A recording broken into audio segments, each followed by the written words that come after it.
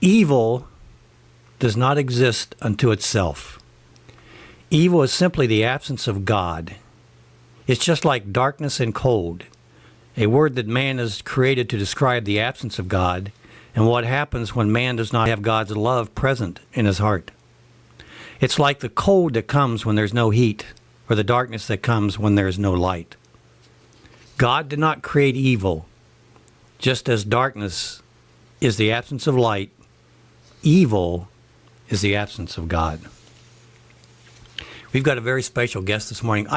I love Jeff because Jeff's a doer. If you see a need, do it. And that's when Jeff shows up.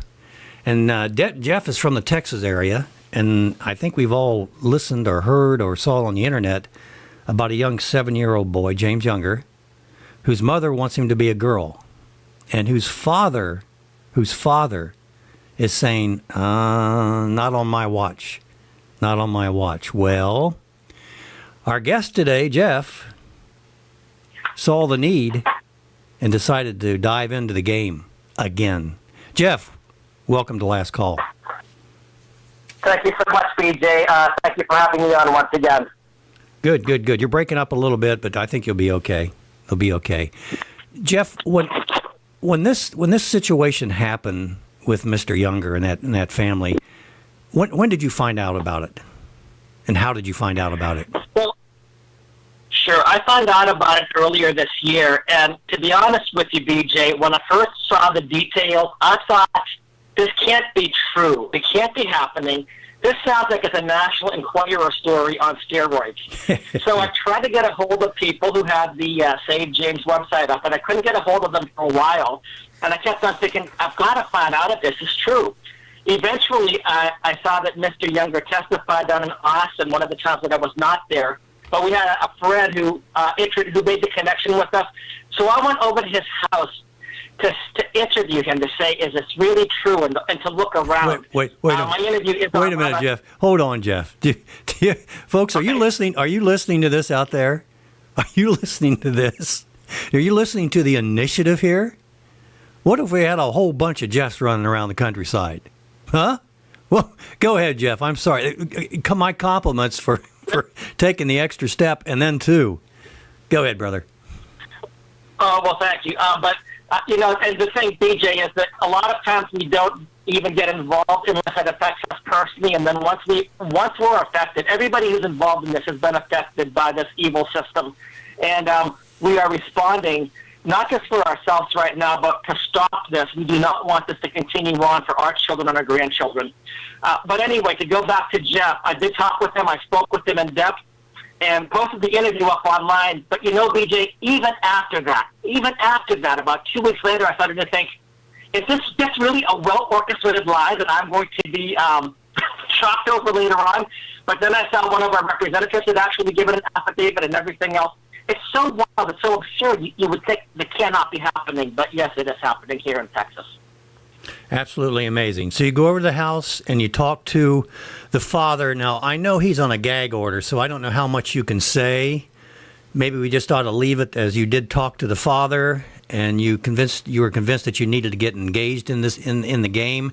How did you see yourself fitting in here? What did you do next? Okay, well, first off, just so that you know, he's on a gag order, I'm not. So but just remember that. And by the way, this gag order is actually will be challenged, I believe. Just recently in the state of Texas, October the 18th, the Attorney General issued some type of an opinion or a brief or something to the court regarding gag orders, finding that in the majority of instances they were unconstitutional. In fact, it says right here, just looking at a couple of things that it said. The gag order is a prior restraint on speech. It is plainly overbroad and cannot be squared with the First Amendment's free speech guarantees. And then it goes on further, and it talks about, why this gag order in a different case was not legal and unconstitutional. And the groundwork also has been laid in this case for Mr. Younger to make the same appeal. So even though there is a gag order right now, and we know what happens with these gag orders in family courts, they are supposedly to protect the interest of the privacy of the parties.